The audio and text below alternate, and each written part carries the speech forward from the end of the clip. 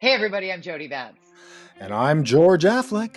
And it's time for It's raining again. I know it's raining again. Unspun.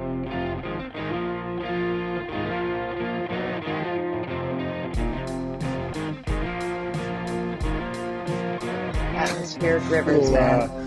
Yes, one of the worst Supertramp songs that ever came out, but still relevant to what is going on to the atmosphere river. What do we call it? The river, the sky. I call it the Sky River. Atmospheric River. And there are Yes. three that are parading towards the BC South Coast, depending on when you're listening or watching this podcast. It is currently pouring.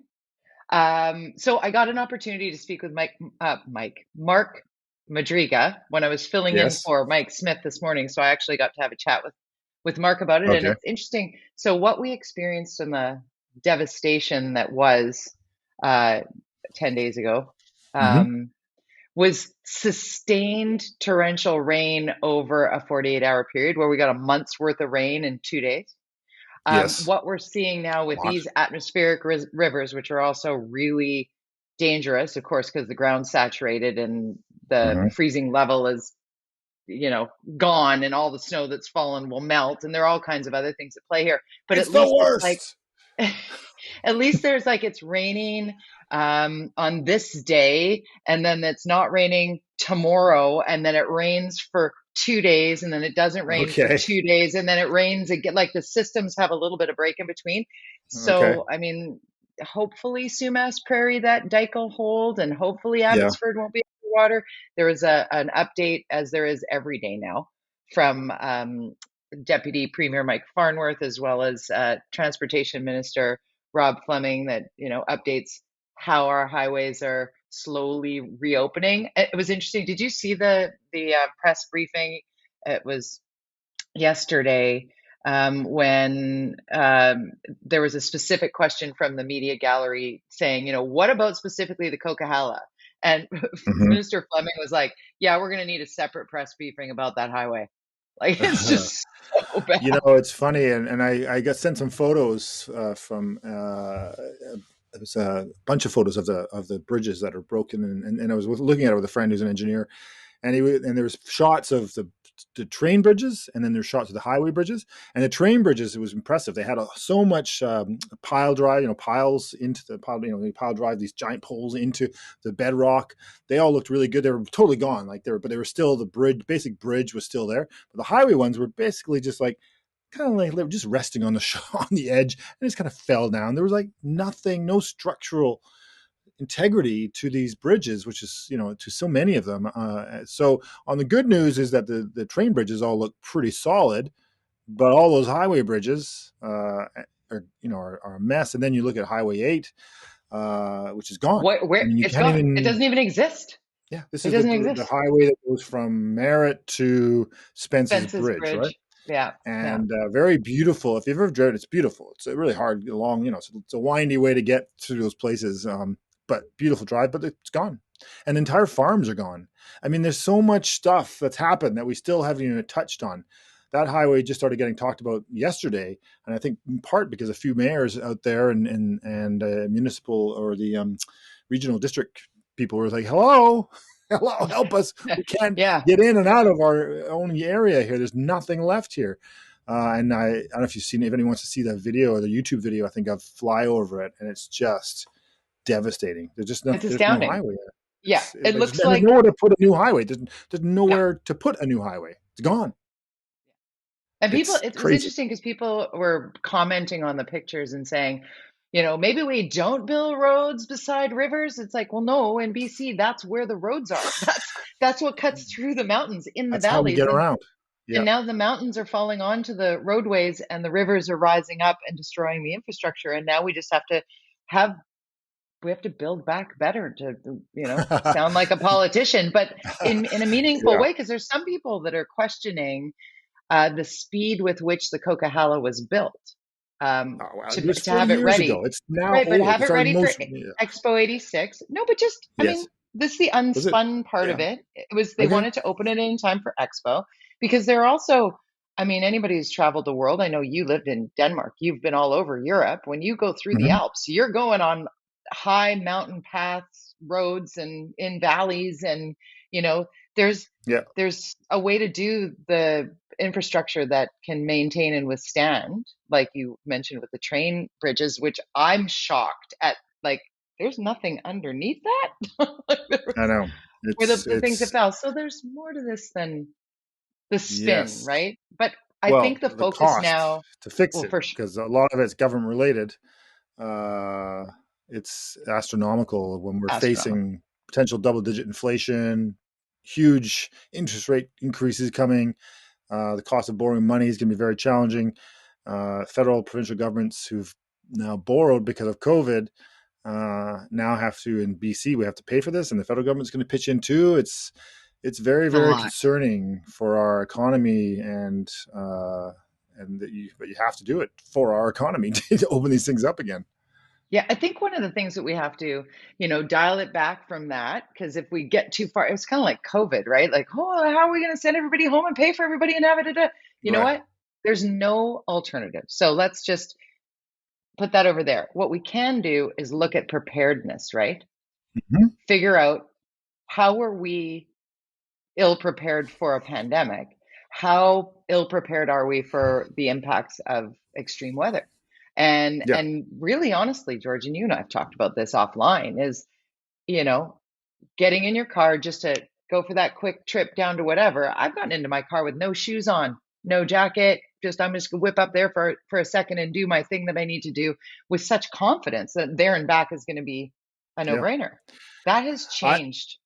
100%. But I will say, having been on city council in Vancouver, this was a big priority for the city, and a lot of responsibilities for preparedness goes to the municipal level. Just like the Right. dealing with this issue, as we've seen the mayor of Abbotsford dealing with being the face of this challenge out there. But they are also the place that majority of the solutions. And so in the city of Vancouver, there is a lot of attention that's paid to uh, development and ensuring that any places that will, guaranteed, as we are now coming to terms with, be in the flood zone in the future. Not constantly in water, but when a flood comes, you got to prepare that the base of that building is this. So, people talk about the hospital, which is the False Creek Flats. For those who don't know Vancouver, that's like the lowest area, where Science World is, that area. The development design of any new buildings in that area of significance is the whole base of the building has to be built in a way that can sustain Withstand. multiple floods. Yeah. And the hospital is also along those lines. Science World probably not, because it was built for Expo. But other cities aren't. This is very expensive to do this. It's very expensive. It's very challenging politically to push it, to mandate it that developers do this, Because of. because it adds costs. It costs a lot of money for these private developers to do this. But I Mhm. must say, in my experience at City of Vancouver, the staff were very, the engineering staff and planning staff were very on top of this issue. There's things we can't control in Vancouver, like any player, like Abbotsford, where we have to talk about dikes. You look at Richmond, but even Vancouver, you look at anything from UBC across there. Are we going to have to start looking at ways if the tide goes high? Or look at Amsterdam, you look at countries, places like that where they're using Venice. massive, Yeah. these are the things we have to start planning for. My building has a 25-year. We're required as a strata building, as you know, to put plans together for and put money aside, a certain percentage. Contingency plans. Yep. Contingency plans are required for strata councils by the provincial government. But I don't get the sense that the provincial government or the federal government or a lot of municipal governments are putting these contingency plans and setting aside and thinking about how are we going to pay for this. It's guaranteed it's going to happen. Yes, the environment, we have to deal with that. We have to stop the climate change. But in the meantime, we also have to protect our real estate, our residents. This has to be done as well simultaneously. In fact, it's almost more predictable to plan for the worst than hope for the best of seeing China and Russia change their polluting ways, or India. I mean, it's we need to deal with this. We're facing it every day right now in British Columbia. It's coming to us. That's one of the things that I've heard from um, a number of the experts who are not alarmist. They're just like scholars who are like, this is not new. If you go back far enough, you can see that all of Yep. the things that were predicted are happening. And the fact of the matter is, we all, particularly here, I would say in Canada, assumed that, oh, cutting down the rainforest is going to devastate places that suffer extreme drought. Good thing we live in our rainforest because our little Hmm. protected area. It's like, no, actually, extreme weather is coming to our coastline, and we had a tornado touchdown in UBC. Like that Yeah, that that. that speaks volumes. Like that's Yeah. extreme. Hmm. So preparedness is a big piece of this. I also want to talk about, in the unspun nature of our discussions, while we are inundated with either COVID or flooding, what else is not being focused upon in terms of our attention span? A lot of people talking about these mandated, or not mandated, these guaranteed sick days. That's Oh now yes. a Uh, government. I'm a business owner. This is a big deal. I have 3 days is in my employee booklets. Every staff person gets 3 days, and most of them take them because people get sick generally 3 days a year, and so I'm surprised that companies don't have this within their own employee agreements. It's quite common apparently. The province has now mandated 5 days, and there was talk of 10 days. It's a challenge. There is, as a small business owner, one of the things you happens, if those who don't have small businesses, is when somebody is sick, you don't have a magical replacement person. Everybody else has to pick up the slack, and so I think. And you never could tell what kind of employee is going to be, like one of those ones that calls in sick all the time. And But comes it in with happens. tan lines from their sunglasses because they Yeah, that's golf. right. That's That's right. like, you Yeah, don't. Yeah, yeah. but But and then generally, there are it the doesn't people like, happen. It but you and doesn't I, happen. were like, if you're walking, you're working, and we're going into work sick, which we also don't need. So there's Yeah. like, again, there's that middle ground that's being sought here, but It's a that's tough. it's a big cost though. It's a big cost for a small But doesn't the business. cost isn't the cost greater if, let's say, not the mailing it in folk that are going to just take that Friday because they like the idea of an extra long weekend, but the actual people who would come to work sick. And if they only had the option of not having that day's pay, and then suddenly they had the option of having 5 sick days over a year and maybe using three or whatever, and not bringing, not necessarily COVID, but anything to the workplace and spreading it around. Like, is there any Depends benefit what to that? it depends what business you're in, of course. If you're a retail and you have one staff person, it's very Right. challenging Good to point. be even open, or a small restaurant. And you can't work from home, and stay sick at home. So, but you also Yeah, don't want that sick person in. It's really, this is really an issue of people taking advantage of it that people are concerned of. And I heard Keith Baldry I yesterday heard that. talking I about it, heard and he that. was kind of, You're yeah, scofflaw. it's yeah, it's, I mean, it's easy for Keith to sort of have that perspective as a person who's always been employed, and never had to worry about running a business. No offense, He but it did. is He prefaced it stressful. with he had prefaced that with, he's in a union, therefore in a union They have to do. environment, they have that, and the union isn't crumbling at the cost of that. But what you're saying is the difference between a larger business, like one that has a union, and a smaller business that might only have one or two employees. Or I had a caller in Well, on the I show have. today who Let's say had you have. part time. Sorry, let's say you have 5 staff and you have 5 6 days now. It's 25 days of non-work people that will, plus their holidays. Right. What you'll see businesses doing is they'll just reduce. They won't be giving the holidays that they might have. I'm pretty generous on holidays, but now I'll say, well, you got these sick days, and I don't know if you're going to use them or not. So that's a whole week of sick days. So you have to ask. This is the challenge at small businesses. They have to. That's 5 staff. That's a month worth of days of not working. That's a significant hit to your bottom line, depending on what you're selling, what your business is. Yeah. Sorry, I interrupted you. No, that's okay. You're speaking to the point, and I think it's more relevant coming from you than it is coming from me. My business is that of one. So Yes. I Well, you get 5 sick days now. I do. I get to pay myself for those days that I'm not working, Wait but a I minute. don't make anything. Hold on, it just got more expensive. See, because that's Yeah, what's going to end up happening, that's is it right. ultimately gets passed along to the consumer depending on what the business is about. So this is one of those things that kind of surprised me, the timing of the announcement of this, because of Mm-hmm. everything else that's going on. It's like It's a you're like, lot. wait, what? What? okay, we're talking about the border and how people are getting around and where Yeah, we're getting gas and how much gas we can get when, and people are posting pictures of empty store shelves, and like there's so much going on that really this had to happen this I week. know. Not only on the fiscal side, as far as the stress of whether it's inflation and you talk about the cost of running a business, all those things, the stress we've had the last year, just staying open as business owners. Now you're going to add this.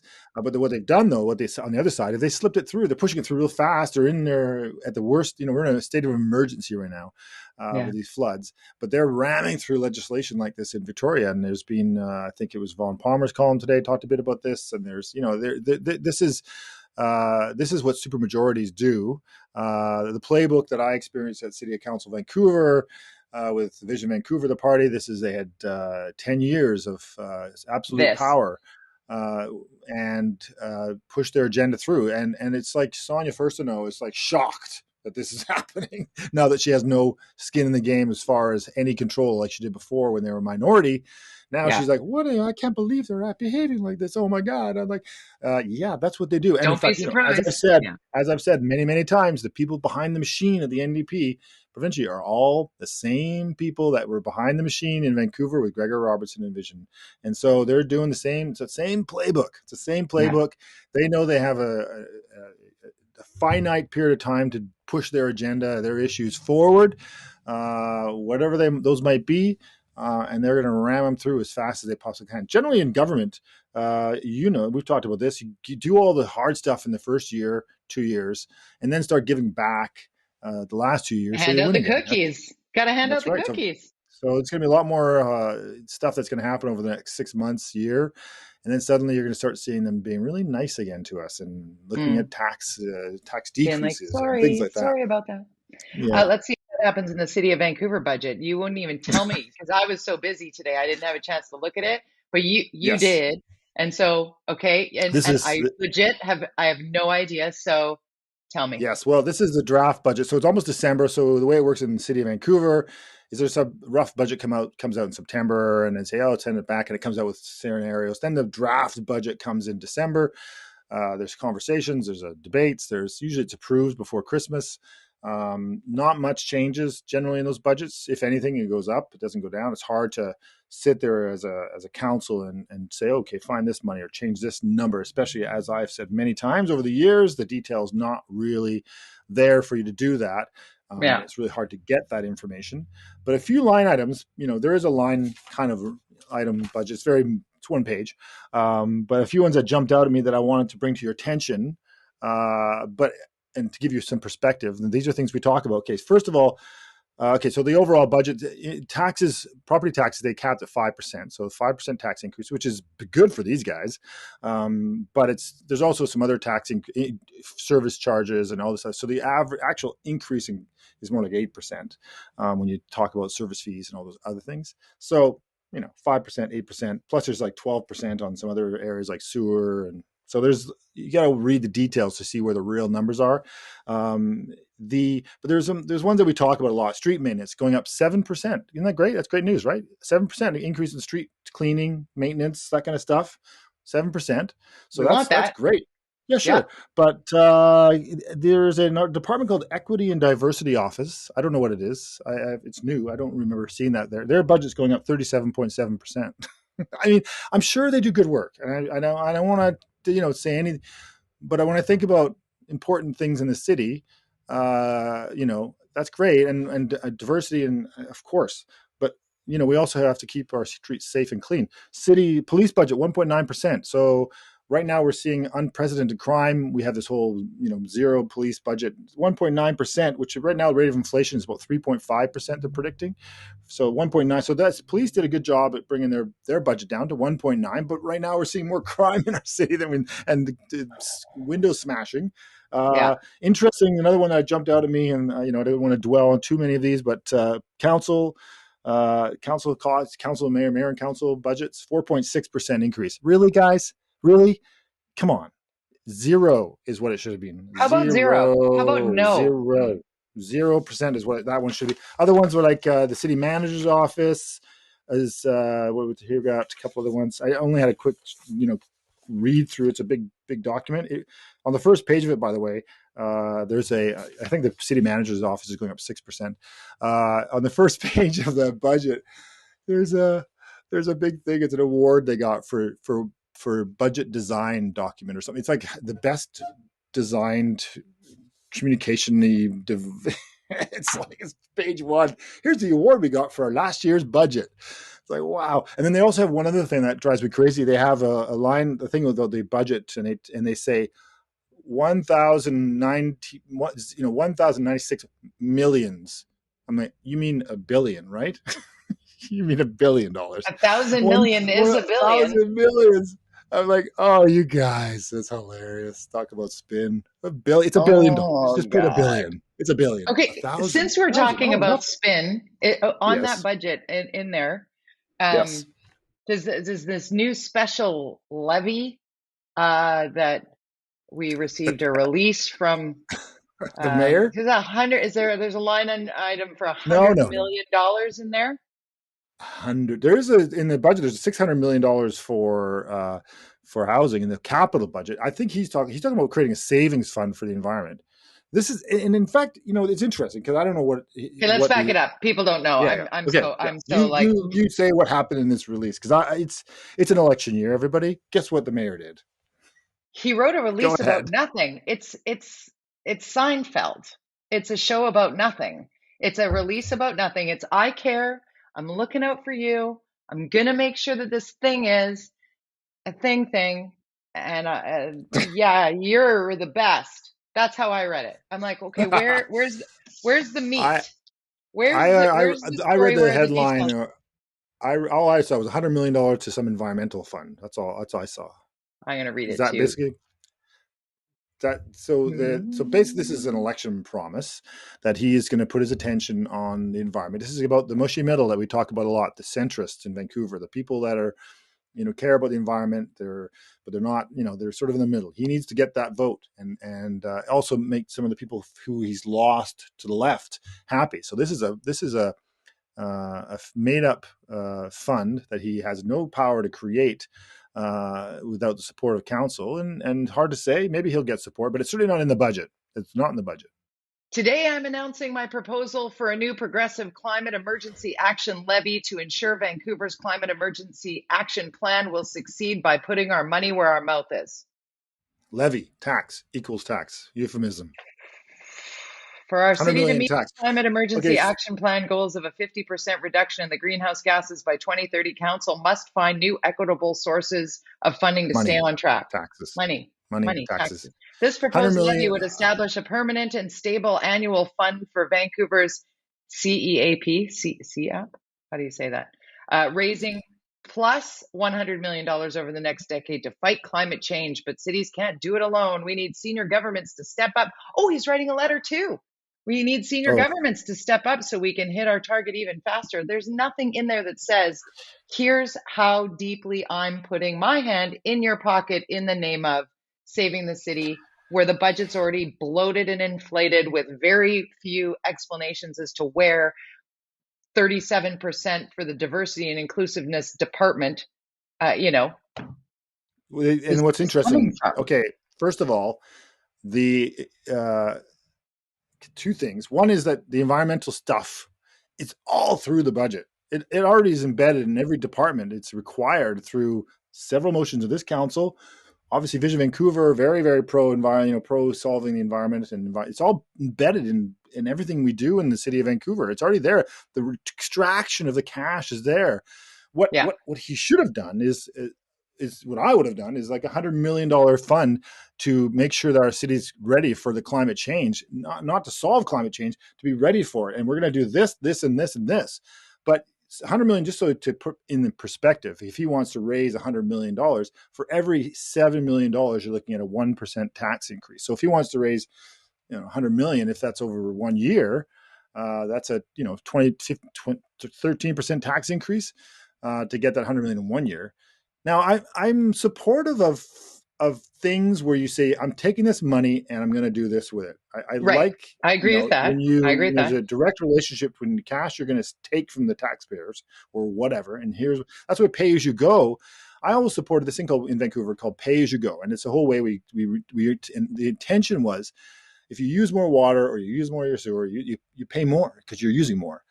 You pay as you go. Parking, you use parking, you pay it. It's like this is a great model, and you can control your consumption and therefore pay less. And What I show what you're hated doing with this. Here's a exactly, and you can tangible. I took this money yes, from you and I built this. Okay. yes. My argument always was it should be revenue neutral. You say we're going to take the money over here. So I said earlier when I was talking about the budget, a 12% tax increase in sewer fees. They're blaming Metro for this. It's not our fault. It's not our fault. It doesn't matter. But these are potential ways of you could have said, okay, we're increasing the user pay by 10%, but guess what? That's going to get us $10 million more or whatever. But guess what? We're going to take 1.5% off your property tax because it should be neutral. We're raising it through this way, and we're taking. But they did under Vision Vancouver for the time I was there. They did both. They did the user pay increases by 10, 12, 14, 16, sometimes 20%. And then over here, they kept doing tax increases of 5, 4, 7%. And so they were double dipping and taking it from both ends, from the taxpayers and the businesses of the city. And that's not fair. And so he's talking about $100 million.